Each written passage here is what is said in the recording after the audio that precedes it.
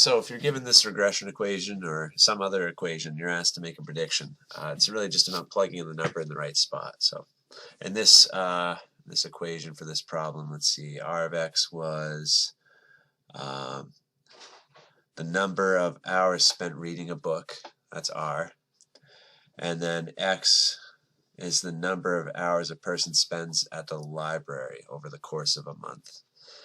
So down here in this part of the problem, how much time did a person spend at the library for over a month for him to spend 40 hours reading a book? So we just read that 40 is our r variable. So you plug that into the left side, and now you have something to solve for x. You can find out what r of x is. So I'm going to do that kind of quickly. So I got x is 9.3 repeating to the nearest whole number. We're going to round to 9 hours. Let's see if there's any other parts. No, that's the end of that question. So yeah, when they ask you to make a prediction, it's just plugging the number into the right spot of the equation. Okay, with linear regression, the idea is to try to fit a line that best fits data made in a scatter plot. Okay, so we want to come up with the equation. Oh, that's not really a straight line. The equation of a straight line through a set of data points in a scatter plot. When we do that, the x-axis is the independent variable. Okay, sometimes it's easy to decide, sometimes not so easy. And the y-axis is the dependent.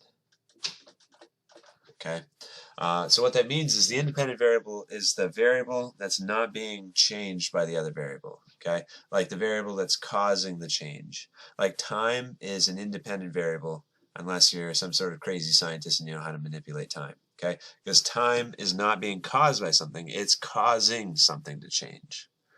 So let's check out this example. Rosetta owns a wedding photography business. For each wedding, she charges $100 plus $50 per hour of work. Okay, so we're supposed to identify the independent and dependent variables. So think about what x would represent here.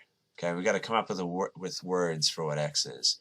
Now $50 is multiplying that x, and if she's charging $50 per hour, then x must be the hours.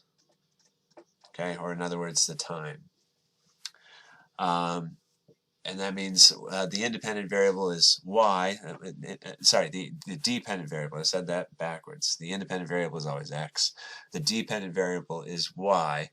And the dependent variable in this case is like how much it costs for the wedding, because she charges $100 up front plus $50 an hour for work. So let's see which one of these options checks out.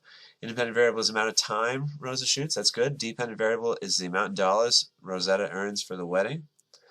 And then it's asking for the y-intercept and the slope.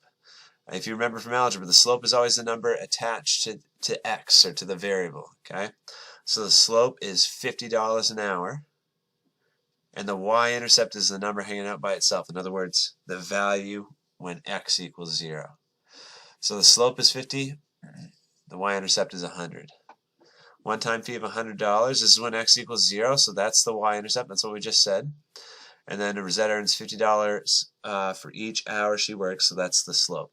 That's correct. Okay, so with all these other options, I imagine you can read through, and there's something that's contrary to what we just said there. Okay.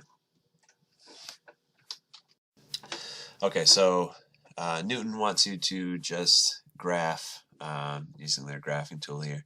They ask you to plot the r-intercept, and they're saying r instead of y because r is like the y variable here. R of x equals 26 plus 1.5. Remember, the y-intercept happens when x is 0, so r of 0 would be 26. In other words, starting dot has to be 26 on the y-axis. Okay, so we're going to scroll this up to 26. Okay, and then we got to find the next dot. They just need one more dot for a straight line, right? And so this is where you could just plug in a number that you want. I'm going to plug in 2 into the function. You could have plugged in 4, 6, probably anything that's going to give you an integer solution. And I chose 2 because I knew I was going to have to multiply 1.5 times something, and I didn't want to deal with decimals. I could have chose, like I said, 4, 6, anything like that. 1.5 times 2 makes 3. Oh, that's not a point. 26 plus 3 makes 29. So we're going to go to 2 on the x-axis and 29 on the y-axis. So there's our least squares regression equation, or at least that's the equation they gave us. I don't know if they say it was least squares or not.